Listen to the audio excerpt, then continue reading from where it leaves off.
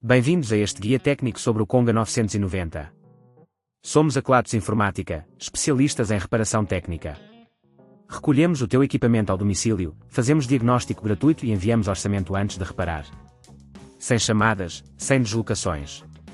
Estamos localizados na Cal Joaquim Maria Lopes 26, Madrid. Cómodo, transparente e profissional. Link na descrição. Se o teu Conga 990 faz um barulho estranho durante a limpeza, é sinal de que algo não está bem. Este barulho pode ser indicativo de um motor a perder eficiência ou até mesmo de peças soltas. Se não resolveres este problema a tempo, o equipamento pode parar de funcionar totalmente ou sofrer danos mais graves. Para realizar esta reparação, vais precisar de algumas ferramentas essenciais, uma chave de fendas, um multímetro para verificar a tensão, e um aspirador de mão para eliminar a sujidade acumulada. Agora, vamos ao passo a passo técnico. Primeiro, desliga o Conga 990 e retira a bateria, se aplicável, para evitar riscos elétricos.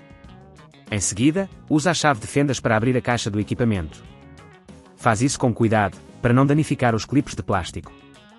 Uma vez aberto, localiza o motor.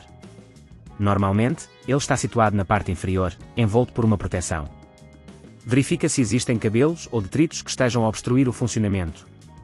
Se necessário, remove o motor desparafusando os parafusos que o fixam. Lembra-te de aplicar uma força moderada para não danificar os parafusos ou os pontos de fixação.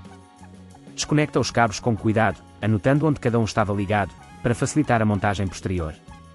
Se neste ponto achares que é demasiado complexo, lembra-te que na Kelatos recolhemos o equipamento no teu domicílio e devolvemos-te reparado. Agora, com o motor fora, verifica se há sinais de desgaste ou avarias. Se for o caso, substitui o motor por um novo e instala-o, conectando os cabos nos respectivos locais.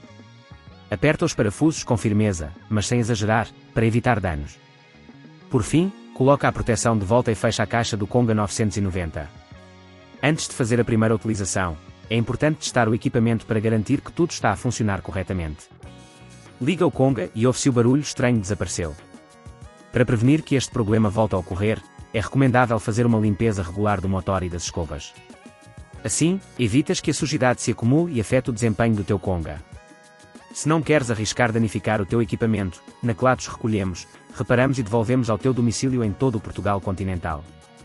Link na descrição.